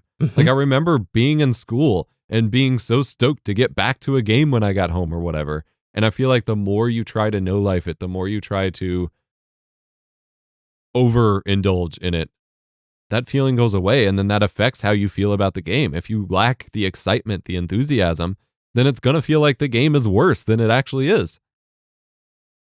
I've felt that with so many multiplayer games where I'm enjoying playing it. I'm having a great time. You turn on YouTube or Twitch and you find out, oh my gosh, everybody hates this map and this weapon, and it's the worst update of all time. I can't believe they expected us to play this patch for 3 months straight. Right. And I've gone and absolutely gotten on the hive mind train for multiplayer, things like that, where I've fully gotten swept up in the narrative of this is the worst now. You're so dumb for playing this or enjoying it. And it's silly. It really is. It is hard to... It's hard to feel good about your choice, even good or bad, if everyone around you is piping up about it. And it creates almost like a buyer's remorse, and then you start seeking out validation. And you see those comments on like reviews where you bring up completely objective, like something is a little busted in a game, and either people use that to champion that anyone who enjoys the thing is bad, or the people who do enjoy it despite that are just like, how dare you bring this up? It's not bad. It's good. Rawr. And it's so much healthier to just keep things in a time and a place and your own experience. And I've been in this weird spot, which has always confused people as the guy who teaches streamers as his main job. Like, I've never been a huge fan of watching game streams. I like watching multiplayer ones sometimes because it's fun seeing high caliber action or whatever. But like of a single player story game, like I would rather experience it myself. And I know it comes down to lifestyle. Like for a lot of people who have a lot of downtime at work where they can have something on in the background, it is a secondary way of engaging with their hobby. But for me, I'd rather do something else that I wouldn't do during my game time. Like when I have game time, I want a game. When I have other time, that for me, that's where music or TV shows or movies or something like that is. That way you get a more varied experience and you're not just obsessed over the same thing. And I think the more, to kind of transition a little bit, the more you allow yourself to truly experience a game, the more likely you are to stick with that game, to get more value out of it, to potentially replay it. Mm-hmm. Oh, yeah. I mean, that's probably why I replay a game, because it hits some threshold internally where it's so good. It's such an experience or a memory that you're like, I must replay this at some point down the road. And this is one of the very unique aspects of games. Obviously, you can rewatch a favorite movie many times, but you're probably not going to, I don't know, maybe you will watch Jurassic Park 4 or 5 times in a month. Maybe so. Maybe you see all sorts of new things, but there are plenty of games that extend themselves to this replay value concept, which is pretty unique to the medium. And I love games with solid replay value. I mean, what motivates you to play a game again? For me, either mechanically the game just has to be that fun that I just want more of it. And I think some of the adventures like an Astrobot or something absolutely fall into that category. Or that there's just that much more to uncover. Like, I just said I'm ready for my break from my 40-hour RPGs or whatever. I'm also still planning my secondary playthroughs of Mass Effect and of Baldur's Gate and whatever, because I know there are so many different angles that I can get something out of this game that I am excited and looking forward to the next time that I dive in. I don't want to watch videos of other people engaging in that because that kind of takes it away from me. I want to re-roll my next character and be a Paragon or be, play a different combat style, romance a different companion, look for all the secrets this time. Like, I often will not go for a completion run the first time because I just want to take in and truly appreciate the core game. And then I'll go back and get the extra stuff the second time because I'll be more understanding of the mechanics or the world and better fleshed out to do it and less likely to get burned out. Like those kinds of things where I get to re-engage with those core feelings I got the first time, like you mentioned, and then extend those with new ones. Like that is something gaming can give you that you very rarely will get with other things. It earned your trust. The quality was good enough that you're like, I must see this again. Yes. Yep. Not like there are some games or, again, movies and shows that you might rewatch because it's been 10 years and you're like, I liked that. I want to like refresh my memory on it. With games, it's like, I like that and I want everything it has to offer. I want every little bit, especially when we don't get sequels as often as we used to. If a game earns that, you are going to really spend time with it. And for me, in terms of like what kind of game I might replay, the longer they try to stretch out the original playthrough, like you said, the less likely I am to play through it. It's got to be something where I can get in and I can enjoy it. I loved the trend of New Game Plus, where you really just get to take what you had, jump back in, and scale it up. Versus a game that's going to make you walk through a 20-minute basically cutscene where you're just walking and hearing the dialogue before you get back into the game. I am likely never going back to that because it might have been fun to experience the first time, but there's very little to gain from crawling through that a second time. Cutscene skips and those features for New Game Plus. I always feel like the developers are confident in their gameplay when they've got a good New Game Plus moment. Mass Effect 2, I finished. It's like, hey, do you want to just keep dorking around the star chart? Do you want to play some side quest stuff? Or do you want to take your character as is into a fresh playthrough, retain your weapons and abilities, and experience the game on a harder difficulty? And yeah, absolutely, I am there. And I really appreciate games that do that. Replay value, in my mind, means the game respected your time and gave you a good enough experience that you just want to go back in again. Mirror's Edge, for me, is not a one-and-done game. I never recommend it to people for the singular playthrough. I recommend it if you like that gameplay. There's a 10-year game you can go back to and replay and revisit over and over again. The Halo campaigns. I mean, how many times have you gone through Halo 3? Whether it's campaign scoring, playing it co-op, doing skulls and challenges, that means so much to me. They've got confidence in that sandbox, and it's a world you just want to continue to experience. But then there are other games. Horizon Zero Dawn, I'm not trying to, criticize it further. I loved my first playthrough, but I don't have any interest in going back and playing it again. It's like you said, too much exposition, too much of the story elements, fun time, but a one and done experience. Right. I think what we feel, is what a lot of gamers feel and don't realize, and that changes the expectation of sequels. And especially when we've talked at length about the longer times between games these days, the lengthy development cycles and stuff, we are a lot more comfortable with bigger gaps between games when we have a big enough sandbox that we're fine staying where we are. When you've got the one and done game where you're like, okay, I got what there is. I don't really want to do this again, but I do want more.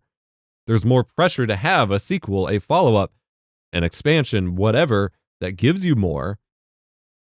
And the pressure for that to be good, to match, to continue to exceed your expectations, to come out more quickly than they wanted to, all of that changes based on that versus a game where the true fans of it that would clamor for a sequel are happy to just keep going through the game over and over. I think about the Devil May Cry games. We can go so long between Devil May Cry games, but they have the different modes. You can play as the different characters. You've got the new game plus. You can go for combos, those kinds of things. It just makes it last longer. I mean, we always talk about like how much longer we would play even older multiplayer games than we do now, where it's like every time you got to jump on the new one, and it's because the sandbox was first and foremost. You just mentioned something. You really had to jump on xDefiant early because it's already shutting down. Do we have time to talk about xDefiant? We can fit it for sure. All right, xDefiant is shutting down. I talked about this on the channel this week, just a few months after the tweets from, is it Ruben? I can't remember his name. Saying no, it's totally not shutting down. But yeah, it's a rough time for Ubisoft, and I actually enjoyed xDefiant. This was kind of like a Call of Duty clone, but they had Ubisoft franchise characters in there. The main driver of like a lot of the conversation was the lack of skill-based matchmaking, or at least a different approach to it. And going back to the older days where you'd have varied experiences in certain playlists, and overall, thought it was a fairly fun game, free to play, but it just obviously didn't hit the point of scale that Ubisoft wanted to continue to keep the lights on. It'll be playable until June 3rd, 2025. But I don't think you can even create a new account at this point, and they are refunding the super supporters or whatever it's called. I'll find it here in a second on the article. But what do you think about this, Epos? It's a big bummer. I was hoping to check it out at some point. Like, used to the free-to-play games, you'd know they'd be around forever, even if population was low. And it's a wild... I didn't know they were refunding, like, the super supporters or whatever. It's a wild notion that they deem a game not worth keeping freely operational, where they would make some amount of money from it and have already made some amount of money from it. Like, you don't need to add new content to it, but it's not even worth keeping online for a much lower budget than you would possibly think. Like, keeping those servers online is not expensive. And it just, I worry with the mention of like not as hardcore engagement optimized matchmaking or whatever. Like, I worry that the wrong lessons will be taken from that, because that, like, the first thing that comes to my mind is someone in an executive position is going to be like, see, we didn't optimize the hell out of their engagement, and we didn't have high retention. They didn't stay. Therefore, this wasn't a good idea after all. And reality is so much different than that. And a lot of it just comes down to there are so many free-to-play and just general multiplayer first-person shooters right now. Like, I mean, we saw with Concord, we saw with so many, like, there is only so much room for people to play these games. And you either have to be okay with not having a Fortnite-level population or do something different. And we saw so many people asking, is there just not, can there not be free Call of Duty competitors? And that just breaks my brain, because there are plenty, and that's where people are. They just don't look exactly like Call of Duty. Yeah. And Iron Sight lasted a long time and was super fun. You can still play it? Yeah. They had to switch versions. They had like a different like Asian market and Western market version, and they like merged the two, so it was this weird, complicated thing. But like, it is still playable. There are still plenty of people on it, honestly. It was a very fun game. Fortnite numbers, but like, I've never logged in and not had a match. Yep. So if you purchase the Ultimate Founders Pack, you're getting a full refund, and anybody who bought VC, which must be their currency, and DLC purchases from November 3rd onward, you will also be refunded. It's going to take about 2 months or so to do that. But free-to-play is not one size fits all.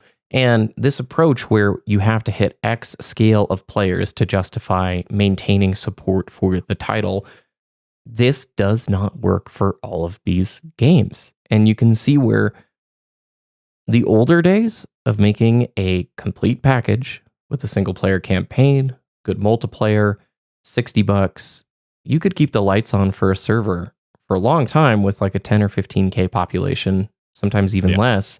They didn't have to hit this ridiculous scale point where Fortnite is such lightning in a bottle. It's not just the game that helped it take off. It's the people watching 8.5 hours a week of YouTube and Twitch and cultural things that are happening at the time. And for everyone to go after this model, which really requires you to capture lightning in a bottle, seems very silly to me. I know that's my word of this episode is silly.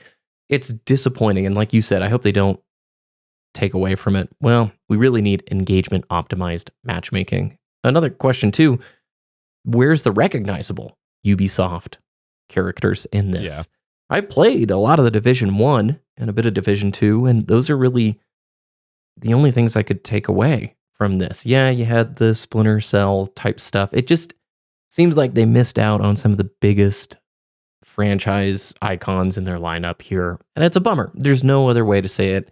It's another one of the live service failures that hopefully is a warning, or we're just going to continue to see this again and again and again. I feel like the answer is so obvious, and seemingly no one else is willing to do it other than, I guess, Larian with Baldur's Gate. But like, I think it's important for everyone to realize Fortnite was not Fortnite when it released. It was a completely different game that was not successful. And Epic saw a potential trend that they could pivot to and a way to rework the game to introduce a new mode. And that mode is what took off and became popular. And then they shifted resources to it. They allowed the developers of that game to tweak their vision and try to be more appealing. It wasn't lightning in the bottle when it first released. It kind of built up a charge and then became lightning in a bottle. And I feel like so often everyone just wants the end result and not the journey that they went on to get there. Everybody like even Apex. Yeah. Apex might be EA's most profitable thing, but it came from Titanfall, which wonderful series. I really hope they still support it, etc. But like, it came off the backs of another franchise that was more niche and not world consuming. And it just feels like no one wants to go through that, and yet they still want the end result. So in every video I talk about multiplayer FPS games the last year and a half. Has it been a year and a half? Maybe a year? I don't know, actually. I can't remember when. Maybe it's just been a year. When did the finals release? Was it last? I don't know now. Oh my gosh, it was last December. Oh my goodness, time is flying. All right. Mm-hmm. A lot of videos, people telling me go play the finals. I did. I made a few videos on it. I thought it was fun. You have some old DICE, like classic Battlefield 3 and even Mirror's Edge DICE folks who made a free-to-play FPS game, multi-platform. And it has been chugging along, and I see so much positive reception from the players who play that game in the comments. It seems like one of those really just existing, doing it cool, and the players over there seem very satisfied. It's like 15,000 for their peak concurrence in 24 hours, and it's maintained pretty much that 20 to 15,000 player mark for a very long time, most of this year, and it's doing just fine. I think the finals probably struck a much better balance in terms of how much it was expecting to get out of it. It's clearly yielding profitability, I would hope, and fingers crossed that we don't, in January of the Dual Comm Podcast, read about the finals announcing their shutdown. But games can't all be expected to capture the largest market share or to have like 30 or 40% of things. And COD players, they're going to stick with COD. Even if it's a release they don't like and it's doing things they don't. You mentioned this a bunch with Splitgate marketing. Yep. Stop co-oping off of these other franchises. Own your game's own identity. And if most people just viewed xDefiant as, oh, it's just COD without SBMM, I don't know if that's enough to pull COD players away for the long run. Because the default is that other game. Yep. It's Halo with Portals. Cool, that's great when we were in the Halo drought. Then when Halo launched, even as unpopular as that game may have been, those holdouts went to Halo. The most successful free-to-play games were a long investment time with doubling down on the audience that they had and doing the best for them. And that build-up turned them into absolute unicorn games. Fortnite, RuneScape. You've got what my brain is bringing. Path of Exile, Warframe.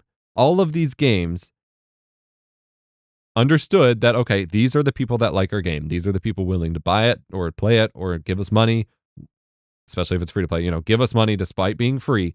These are the people that like our game. Let's double down on being the best we can so that they will be our advocates, not trying to just be the biggest game ever right out from the break. And I don't know how that gets lost. Like it takes nothing to look at those games and understand that that's what they did. And I don't know if it's the modern AAA landscape. I don't know if it's budget runaways. I don't know. But money. It takes work and time. They want the money. They want it now. They don't want the long-term picture. Warframe has 50,000 people playing it right now on PC. On PC. Jesus. Yeah. And it's got crossplay and stuff now too. So it's got Switch and PlayStation and Xbox and iPad now. And you and I have put an immense amount of time into Warframe. We both think it's incredible. One of the best live service games out there. And if you look at the the full history of their player base, at least on Steam charts, they're very consistently around this 50,000 mark. There are moments and expansions and times when they peak, but it isn't this giant rise and then a really quick roll off. They were able to grow steadily over time. It took them 4 or 5 years to do so because, like you said, they had a vision. They built a game for their community. I have a lot of thoughts about Warframe and, ways that I think it could be improved, but I cannot say anything but positive things. If you've not tried it before, you're in for a wonderful experience through the star chart and probably one of the best free-to-play games. Like looking back, left a great taste. Nothing that soured me, nothing that you're saying is just really grimy and corporate-y. A really solid game. Same thing with Path of Exile. I do not have much time in it, but I can see and appreciate what they have done. They have competed with Blizzard on Blizzard's own 20-plus-year-old franchise and just gave the people who love those games what they wanted and sustain it free to play. It may not be the biggest game, but it's sustainable enough that they just launched a sequel, which appears to have some issues. But ultimately, it's there. You've got RuneScape, which has been around since I was a wee lad, and it's had a bunch of iterations, but the core game has remained free to play, and it's so much that they maintain all the different versions playable. You can play classic RuneScape from the 90s, you can play old school RuneScape now, you can play the new one, and it's because they just focus on taking what is loved by the people who play it, making that better, and then looking for improvements along the way, and not trying to cash grab. And this is, I think, the most transparent the games industry has been about cash grabbing, because they're literally just rug pulling the games from us now. And I hope, I feel like the past 2 years have been monumental milestone years for the number of shutdowns and cancellations and whatever, that I really hope lessons are taken. That's the really sad thing. Studios go under. So many layoffs in this industry, and it's just really sad to see. I feel, we're talking very cavalier about it, but there are tons and tons of people who, because the suit said, hey, we didn't get the bag fast enough, shut it down, right? Let's move on, roll out the next simulation. Dream project is just shut down on a whim. It's brutal. And so I am hoping change is coming. All right, I took us down a weird, different rabbit hole with xDefiant there. Let's talk about a remaster that you pointed out to me, and it's looking like a classic HD pack similar to what we have been hoping to see. Legacy of Kain, Soul Reaver. It's such a weird couple games. PS1 classics. Wonderful little kind of RPG fantasy game. Has always had this huge kind of cult following. And for the 25th anniversary, they're doing a remaster of the two games put together. They didn't go and reinvent a new game engine. They're not going for Blue Point level photorealistic graphics. They're just making it modern and updated and not the PS1. I'm pretty sure it's reasonably affordable. Yep. It's within scope because the publisher is not the biggest publisher in the world, but like it takes what these people love. Yeah, it's $30 for 2 games completely remastered on every platform. And they just did it. It's not this overscope creeped like mess. They're not trying to take it in a new direction. They're just like, hey, everyone loves these games. They haven't been playable on current generation for decades. Let's give it back to them and sell it to them. I remember and I feel like, yeah. Go ahead. I just remember seeing this character on like demo discs and in magazines, and I was like too young, right? I'm sure my folks would be like, no way, too dark. But this looks great. I didn't mean to cut you off. Keep going. No, just like sometimes it really is that easy. Like that. I mean, no shade towards Blue Point's work on like Demon Souls and things like that. Like I think there is a lot of impressiveness there.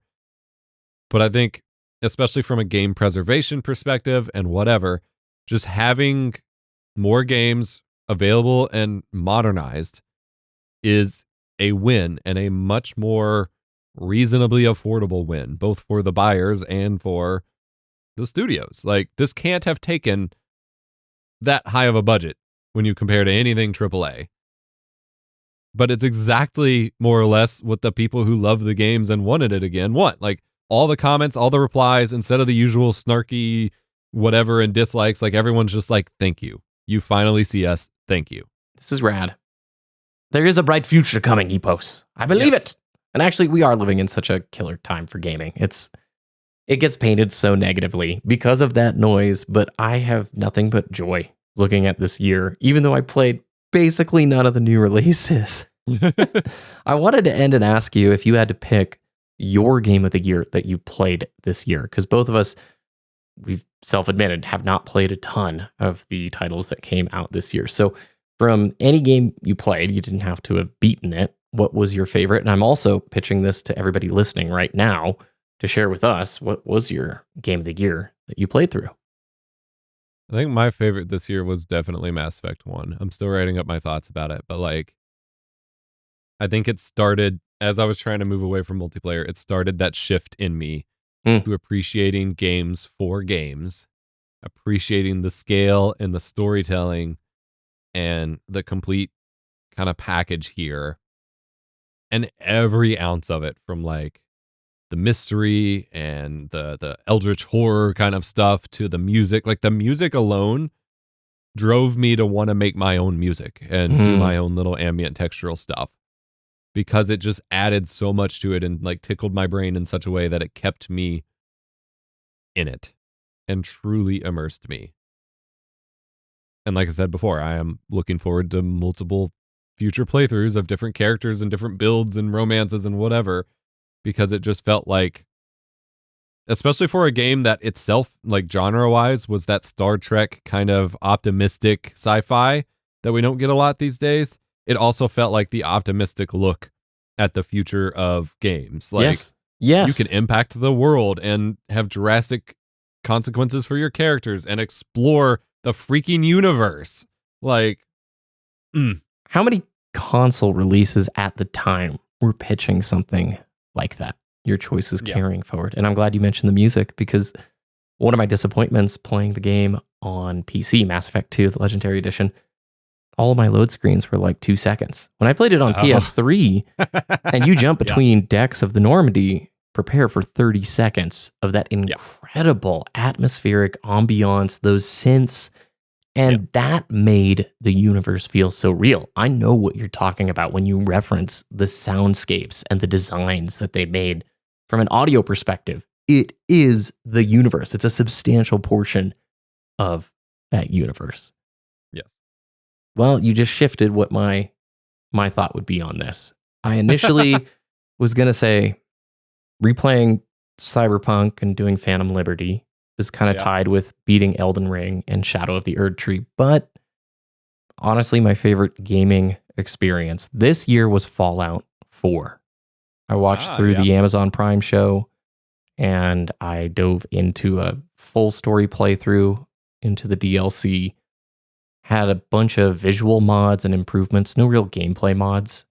And I understand there's shortcomings with the story, but just booting the game up, throwing on like Wasteland Radio and just cruising and completing things, discovering things. It is the most fun I had with a game this year, like the total experience. There were a lot of solid ones. Lunistis, Pseudo Regalia, those short ones, replaying like Half-Life 2 or whatever, but I really enjoyed Fallout 4, and I'm now so in for season 2 of the show. So, yeah, you shifted it. I wasn't even thinking about that, but when you just mentioned how you think back and the emotions in that time and that experience, without a doubt, April of this year was the beginning of a huge shift, and Fallout kind of kicked that off for me. I think that also, just to come full circle as we wrap up here, connects to our point about the stats about watching versus playing games. The magic of watching that show about a game you like and it inspiring you to jump back in your game is a positive way where consuming extra gaming related media can benefit your experience. Whereas if you just went and watched a Let's Play, you wouldn't have had that same magic kind of connection where it gets you hyped for the show, or, you know, it gets you more hyped for the second season of the show and it gets you back into the game, and then you rediscover that you love this game. Like, there is some magic of engaging with adjacent media of the thing you like. Yeah. But when you overindulge on it, especially when it's consuming it through someone else, like watching a review of someone who watched the show and then watching a Let's Play of the game, like, you lose so much tangible feeling there. React it culture, is really dude. special that it's like your favorite game this year because you had multiple points of engagement with it that made it feel so extra special. Yeah, and if you tried to share that online, everybody would tell you, Fallout 4 bad. You need to like New Vegas more. And I also played through New Vegas. It was cool, but I enjoyed Fallout 4 more. I get it. Yeah. Oh, this is such a fun conversation. I love getting to do this show with you, and I just ending the year on such a happy, positive note. I feel so optimistic about games, about this next year, and just about life in general. I did want to mention, I'm going to leave it linked in the show notes. I stumbled upon the best games of 2024 by NPR, which was an article that really listed a ton of overlooked and indie games that look fantastic. There's not long reviews on anything. You can read basically 4 or 5 sentences on each of them. And it was really well done and just enough of a taste to get me interested in quite a few things that will be on the wish list come the next sale. And I wanted to shout it out here.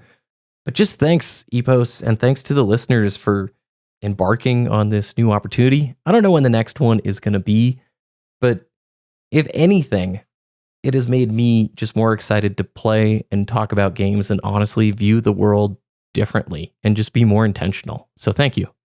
Thank you. I'm looking forward to the holiday break where I really just get to kind of lose myself in a couple more games for a little bit as we round the year off. Yep.